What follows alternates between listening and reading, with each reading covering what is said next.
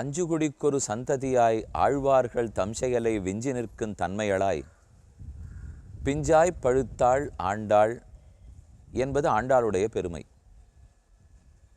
அஞ்சு குடி என்பது பெரியாழ்வாருக்கு முன்னே இருந்த ஐவரை குறிக்கும். பெரியாழ்வார் 7வது ஆழ்வார். அவருக்கு முன்னே ஐவரா? பொய்கையாழ்வார், பூதத்தாழ்வார், பேயாழ்வார் மூவரையும் ஒன்று என்று கணக்கு பண்ணினால் மொத்தம் 5 ஆழ்வார்கள் தான் வருவார்கள். முதலாழ்வார்கள் ஒருவர், திருமழிசை ஆழ்வார், நம்மாழ்வார், குலசேகராழ்வார், பெரியாழ்வார் என்று கணக்கு செய்தோமானால் அப்போ 5 குடிக்கொரு சந்ததி தானே. முதலாழ்வார்கள் மூவர், 4வது ஆழ்வார் திருமழிசை ஆழ்வார், 5வது நம்மாழ்வார், 6வது குலசேகராழ்வார், 7வது பெரியாழ்வார். அதில் முதல் 3 பேரையும் ஒன்றாகவே கணக்கிடுவதுதான் மரபு, முதலாழ்வார்கள் என்று.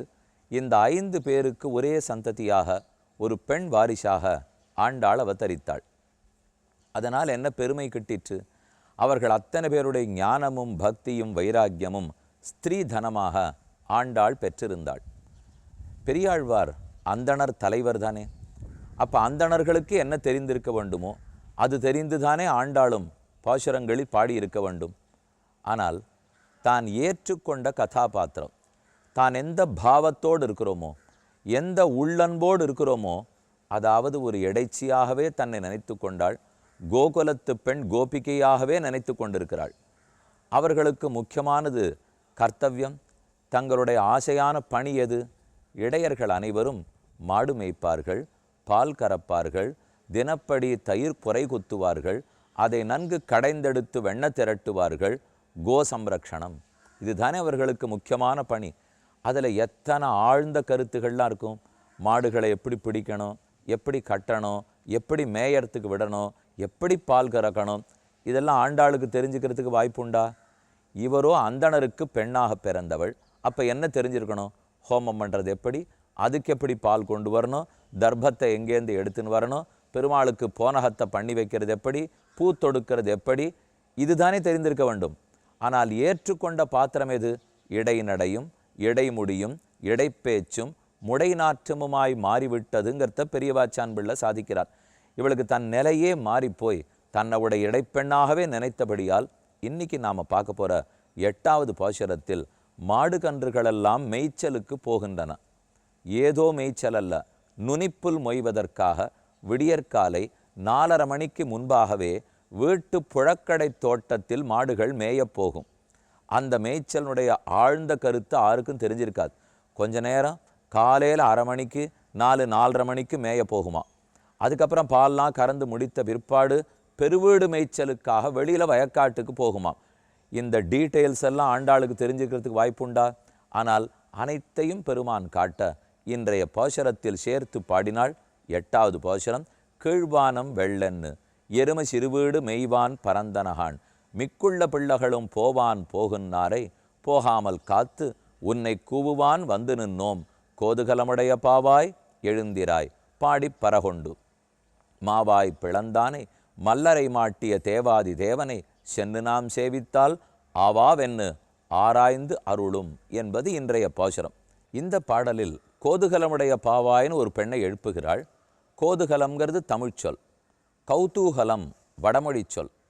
கௌதூகலம்னால் மிகுந்த உற்சாகம், கன்னடத்தில் அடங்காத காதல், பேரன்பு, கடும் பக்தி, இதைத்தான் கௌதூகலம்.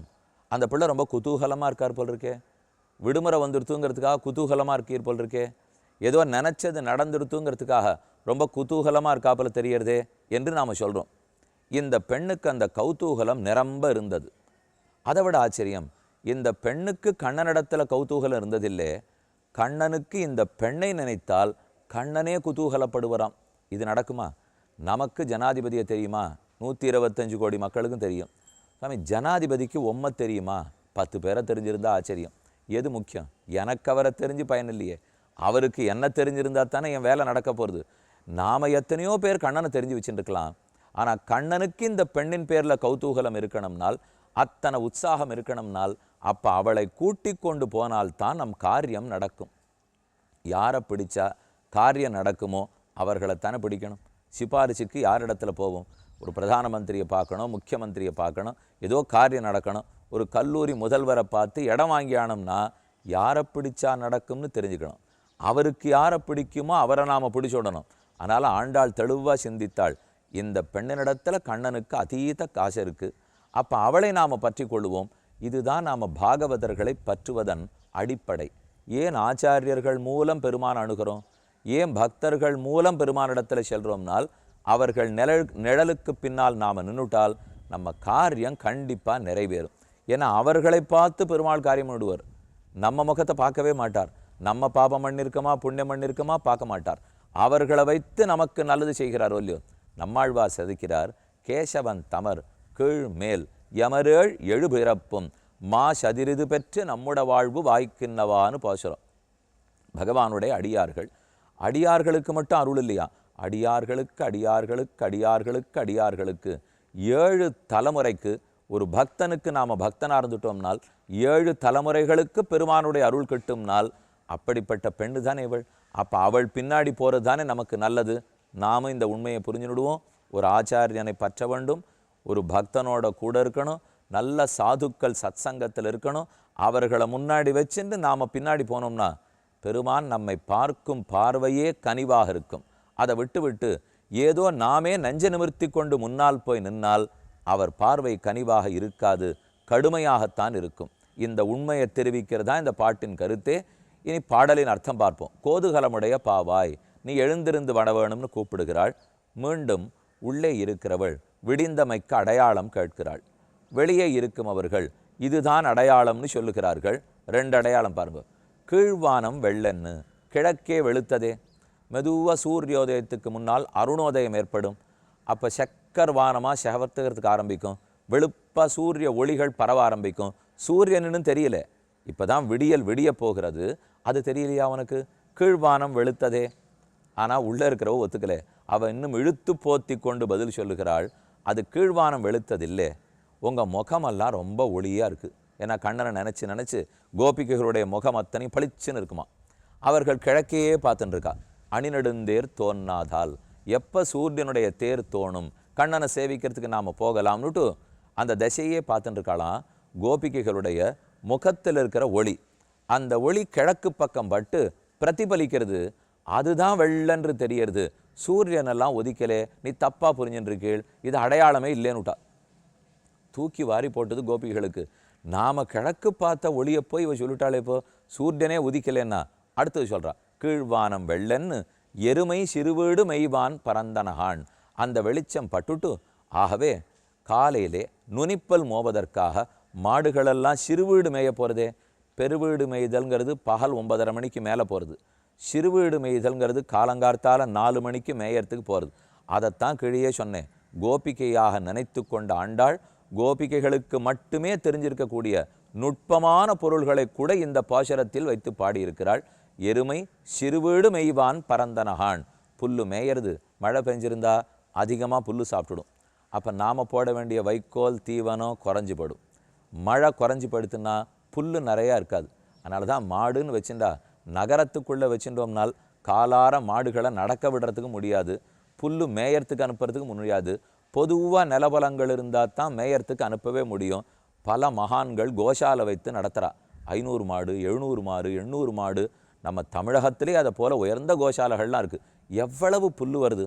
அந்த புல்லை நாம் வாங்கி கொடுத்தோம்னா நமக்கு சிறந்த புண்ணியம். ஒவ்வொருத்தரும் ஒவ்வொரு புண்ணியத்தை தேட வேண்டாமா? தர்ம காரியத்தில் நாம் ஈடுபடணும். பசுமாடுகளை ரட்சித்தல், யார் ரட்சிக்கிறாளோ அவர்களுக்கு வேண்டிய உதவி செய்தல், இது ஒவ்வொரு பக்தனுடைய கடமை. குறித்து கொள்ளுங்கள். எருமை சிறுவீடு மெய்வான் பரந்தனகான். அதெல்லாம் சிறுவீடு மேயறதுக்கு போயிருக்கே, அப்படின்னா விடிஞ்சதுக்கு அடையாளம் தானே.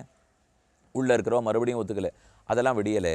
உங்களுடைய முகத்தின் ஒளி கிழக்கப்பட்டுதா, அது பிரதிபலித்ததா, அந்த பிரதிபலிப்பதில் இருட்டெல்லாம் முட்டு முட்டா ஓட ஆரம்பிச்சு கொடுத்தான். ராத்திரி முழுக்க இருட்டு தேங்கி இருக்கு, இப்போ ஒளிபடுறது, ஒளிபட்டா இருட்டு ஓடும். அது முட்டு முட்டா இருட்டு ஓடுறது எரும மாடு ஓடுறாப்புல உங்கள் கண்ணுக்கு பட்டிருக்கு. எருமையும் இல்லை, சூரியனும் இல்லை, ஒன்றும் இல்லை. எல்லாம் உங்களுக்கு இருக்கிற விபரீத ஞானம், அன்னதா ஞானம், அஜ்ஞானம் என்ன உள்ள இருக்கிறவ சட்டுன்னு சொல்லிட்டா. வெளியில் இருக்கிறவா மீண்டும் சொல்ல ஆரம்பிக்கிறா. கீழ்வானம் வெள்ளன்னு எருமை சிறு வீடு மெய்வான் பரந்தனகான் மிக்குள்ள பிள்ளைகளும் போவான் போகுன்னாரை போகாமல் காத்து. பெண்ணே, நீ பேசுறது நியாயமில்லை. எல்லாரும் நாங்கள் பாவை களத்துக்கு போயின்னு இருந்தோம், போகக்கூடாது.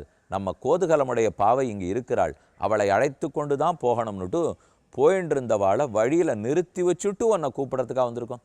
போவான் போகுன்னாரை போகாமல் காத்து. போகணுங்கிற எண்ணத்தோடு போகிறார்களாம். எதற்கு போகிறார்கள்னே பாட்டில் இல்லை பாருங்க.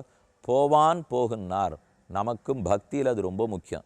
பெருமானை தரிசிச்சியே, கோவிலுக்கு போனியே, 4 தான தர்மம் பண்ணியே, எதுக்காக பண்ணேன் என்று ஒருத்தர் கேட்குறாருன்னா, குடும்பம் நன்னா இருக்கிறதுக்காக, ஆரோக்கியமாக இருக்கணுங்கிறதுக்காக, படிப்பு நன்னா வரணுங்கிறதுக்காகன்னு சொன்னோம். அப்போ ஒரு பயனை எதிர்பார்த்தே இத்தனையும் பண்ணுறோம்னு ஆயிடும். அது இறைவனுக்கு பிடித்தமல்ல. பயனை கருதாது தர்ம காரியத்தில் ஈடுபட்டால், பயனை கருதாமல் பக்தி செய்தால், அப்போ தான் பெருமானுக்கு அது ரொம்ப பிடித்தமாக இருக்குது. அதைத்தான் ஆண்டாள் இங்கே குறிப்பால் உணர்த்துகிறாள். போவான் போகுன்னார். போவதற்காக போகிறா. போய் என்ன சாதிக்க போறீள்? போனதையே தான் சாதித்தோம். பெருமானை போய் சேவித்தோம். சேவித்து என்ன சாதிச்சீள்னா, சேவையே சாதனை தான். இத்தனை இருக்கிறச்சே மற்ற அலுவல்களை ஒழித்து வச்சுட்டு வந்து நின்று பெருமாள் முன்னாடி தரிசனம் கிடைச்சதே பண்ணியிருக்கிற சாதனை தான். அவரை பெற்றுட்டோம்னால் அதை கொண்டு இன்னொன்று சம்பாதிக்க முடியாது. அவரை பெற்றதே தான் நாம் பண்ணியிருக்கிற சம்பாத்தியம். போவான் போகுன்னாரை தினப்படி நாம் அங்கே போவோமா அங்கே போவோமா அங்கே போவோமான்னு ஆசைப்படணுமா. இதை நீங்கள் 5 நிமிஷமான தினப்படி சிந்திக்கணும். ஒரு நாள் வைகுந்தத்துக்கு போகிறோம், அதுக்கு அர்ச்சிராதின்னு ஒரு மார்க்கத்தில் போகிறோம். 12 லோகங்களை தாண்டுவோம். அந்தந்த லோகத்தில் இருக்கிறவா வந்து நமக்கு மரியாதை பண்ணுவா, சத்காரம் பண்ணுவா. அதை ஏற்றுக்கொண்டே போகிறோம். கடைசியாக வைகுந்தத்தை அடைந்து பெருமாளுடைய மடியில் ஏறி உட்கார்ந்துக்கு போகிறோம், ஆனந்தமாக இருக்க போகிறோம். இது ஒரு நாள் நமக்கு கிடைக்க போகிறது என்று தினமும் கொஞ்ச நேரமான சிந்திக்கணும். இதைத்தான் அர்ச்சிராதி கதி சிந்தனம்னு சொல்லுவார்கள். அடுத்தது திருப்பதி போய் ஸ்ரீனிவாச பெருமாளே வருஷத்துக்கு ஒரு தரமான சேவிக்கலையே. ஆளுக்கு மாதம் போகணுன்னு ஆசை. எங்கே நிற்கா அங்கே இருக்கிற கூட்டத்தை பார்த்தாலே நமக்கு பயமாக இருக்குது. இப்போ வருஷத்துக்கு ஒரு தரம், 2 வருஷத்துக்கு ஒரு தரம். ஆனால் ஆசை மட்டும் அன்னைக்கு டிக்கெட் வாங்கியிருக்கோம், இன்ன சேவைக்கு வாங்கியிருக்கோம், குடும்பத்தோடு போகிறோம், தங்கறதுக்கு இடம் போட்டிருக்கோம், போவோம், மலை ஏற போகிறோம், சேவிக்க போகிறோம், நினைக்கிறோம் பாருங்க. அது தினமும் வீட்டிலேருந்தே நினைக்க வேண்டும். அதைத்தான் திருவேங்கட யாத்திரைன்னு சொல்கிறா. இதை போலத்தான் அக்குரூரன் சிந்தித்தான். தினமும் கம்சன் முகத்தில் விழித்திருந்தான். கம்சனே அக்குரூரன் அனுப்பிச்சி வச்சார், போய் கண்ணனை கூட்டின்னு வானுட்டு. அப்போ தேர் காளையை சுண்டி விட்டுட்டு குதிரைகள் வேகமாக ஓடுறது. அக்குரூர் நினைக்கிறார், தினமும் கம்சன் முழித்தல முகத்தில் நான் இன்னைக்கு கண்ணன் முகத்தில் முழிக்கப் போகிறோம். அத்தியமே சபலஞ்சன்ம சுப்பிரபாதாச்ச நேனிஷா. இன்றைய பொழுது நல்ல பொழுதா விடிஞ்சதுன்னு அவர் நினச்சிட்டே போனாராம். இப்படித்தான் இந்த பிள்ளைகளும் போயிட்டு இருந்தா. போவான் போகுன்னாரை போகாமல் காத்து உன்னை கூவுவான் வந்து நின்னோம். வந்து காத்துன்னு இருக்கோம், உன் வீட்டு வாசல்ல காத்திருக்கிறோம். பகவானை காக்க வைத்தாலும் பாகவதர்களை காக்க வைக்கக்கூடாது பெண்ணே. ஒரு விபீஷணனை காக்க வைத்ததற்காக, சுக்ரீவனிடத்தில் போராடி ஏற்றுக்கொள்ள வைப்பதற்காக ராமன் எவ்வளவு தவித்தார் தெரியுமா? ஒரு பக்தனை பெருமானே காக்க வைக்கிறது இல்லையே, நீ போய் எங்களை உன் வீட்டு வாசலில் காக்க வச்சிருக்கியே. போவான் போகுன்னாரே போகாமல் காத்து உன்னை கூவான் வந்து நின்னோம். கோதுகலமுடைய பாவாய் எழுந்திராய். கௌதூகலமுடையவளே, கண்ணன் உன்னை நினைத்தாலே புலகாங்கிதம் அடைகிறாரே. கண்ணனுக்கே உன்னை நினச்சா மயிர்கூச்சி வந்துடுறதே. அப்படின்னா உங்ககிட்ட என்ன பக்தி இருக்கணும்? இத்தனை பக்தியை அடக்கி வச்சுட்டு உள்ளே தூங்கிட்டு இருக்கியே, அதை எங்களோட சேர்த்தியானா எங்களுக்கும் லாபம் கிடைக்காதா? தனியாவா கண்ணனை அனுபவிப்பாய்? எங்களோட சேர்த்து அனுபவிக்க வேண்டும். கோதுகலமுடைய பாவாய் எழுந்திராய். நீ எழுந்திருக்கும்போது நீ திரும்புகிற அழக சேவிக்கணும், நிமிந்து உட்கார அழக சேவிக்கணும், நீ பெருமானை நினச்சிக்கிற அழக சேவிக்கணும். உன்னுடைய ஒவ்வொரு அசைவும் எங்களுக்கு உத்தேசம். மேலே செய்வன சொல்கிறோம் கேள். பாடி பரகொண்டு மாவாய் பிளந்தான மல்லற மாட்டிய பெருமானை போய் பேட வேண்டும். பாடி கைங்கரியத்தை பண்ண வேண்டும். மாவாய் பிளந்தான் கேசி என்னும் அசுரரை அழித்தான். அது நேற்றைய பாசுரத்திலையும் பார்த்துருக்கோம். அது பின்னாட்டுகிறது. மாவாய் பிளந்தானை வாயை பிளந்து கேசி குதிரமுகத்தை கொன்றான். மல்லரை மாட்டிய தேவாதி தேவன். கம்சன் நிறுத்தி வைத்திருந்த மல்லர்களை மாட்டி விட்டான். தேவாதி தேவன். கண்ணன் ஒருத்தரோட சண்டை போட மாட்டாராம். நடுவில் நின்றுக்கிறார். முஷ்டிகன்கிற மல்லர் இப்படி மோத வரார், சாணூரங்கிற மல்லர் இப்படி மோத வரார். 2 பேரும் கிட்டக்க வர்ற வரைக்கும் அப்படியே நின்றுக்கிறாராம். சட்டுன்னு நகர்ந்து விடுறார். ஒத்தருக்கொத்தர் மோதிக்கொண்டு அவளே இடிச்சுட்டு பிராணனை விட்டு விடுவாளாம். இதுதான் அவருக்கு இருக்கிற சாமர்த்தியம். தான் கஷ்டமே படமாட்டார் சுவாமி. எல்லாரையும் ஒத்தருக்கொத்தர் முட்டி விட்டே வேடிக்கை பார்த்துட்டாரோ இல்லையோ. மல்லரை மாட்டிய தேவாதி தேவன், மனுஷர்க்கு தேவர் போல தேவர்க்கும் தேவாவோன்னு பாசம். தேவராத பெருமாள் காஞ்சிபுரத்தில் தானே எழுந்துருள் இருக்கிறார். ஸ்ரீநிதிம் நிதிமபாரமர்த்திதாம் அர்த்திதார்த்த பரிதான தீட்சிதம் சர்வபூத சுகிருதம் தயாநிதிம் தேவராஜம் அதிராஜம் ஆசிரியேன்னு கூறத்தாழ்வானுடைய ஸ்லோகம். காஞ்சி தேவப்பெருமாள் சேவித்தாலே, அவர் நிமிர்ந்து நிற்கிற நிலையை கண்டாலே இவர்தான் தேவாதி தேவன், முழுமுதற் கடவுள், பரதெய்வம். பக்கத்திலே பெருந்தேவி தாயார். ஆகாரத்திரய சம்பன்னாம் அரவிந்த நிவாசினீம் அசேஷ ஜெகதீசித்ரீம் வந்தே வரதவல்லபாம். வரதராஜ பெருமாள், தேவாதிராஜன், தேவராஜன், பேரருளாளப் பெருமான், அத்திகிரி அருளாளர், எத்தனை பேர் இந்த பெருமாளுக்கு. அவர் தான் தேவாதி தேவன். தேவாதி தேவனை சென்று நாம் சேவித்தால் அவரே நம்ம நோக்கி வந்துடுவார். நாம மெனக்கட்டு நாம வந்திருக்கோம், சென்று நாம் சேவித்தால் ஆஹா இந்த பெண்களை போய் இவ்வளவு நேரம் காக்க வைத்து விட்டோமே என்று பெருமான் பதைத்து கொண்டு வருவார். ஆராய்ந்து அருளுவார், நம்மை காக்காமல் விடமாட்டார். கண்டிப்பா கருணை புரிவார். பெண்ணே நீயும் வா என் அவளை அழைக்க, அவளும் இந்த கோஷ்டியில் சேர அனைவருமாக அடுத்த திருமாளிகைக்கு போகிறார்கள்ங்கிறது 8வது பாட்டினுடைய கருத்து. இனி 9வது பாட்டில் தூமணி மாட அழகான பாசுரம் நாளை கேட்போம். ஆண்டாள் திருவடிகளே சரணம். ஒரு முக்கியமான அறிவிப்பு. டிசம்பர் மாதம் 26, 27, 28 ஆகிய தேதிகளில் சென்னை வேலப்பஞ்சாவடியில் உள்ள கஜலட்சுமி கல்யாண மண்டபத்தில் மாலை 6:30 மணிக்கு ஸ்ரீ விஷ்ணு சஹஸ்ரநாமம் பகவானுடைய அவதாரங்களை பற்றி கூறுவதாக இருக்கிறேன். அவசியம் திரளாக அனைவரும் வந்து நடத்தணும்னு வேண்டிக் கொள்கிறேன்.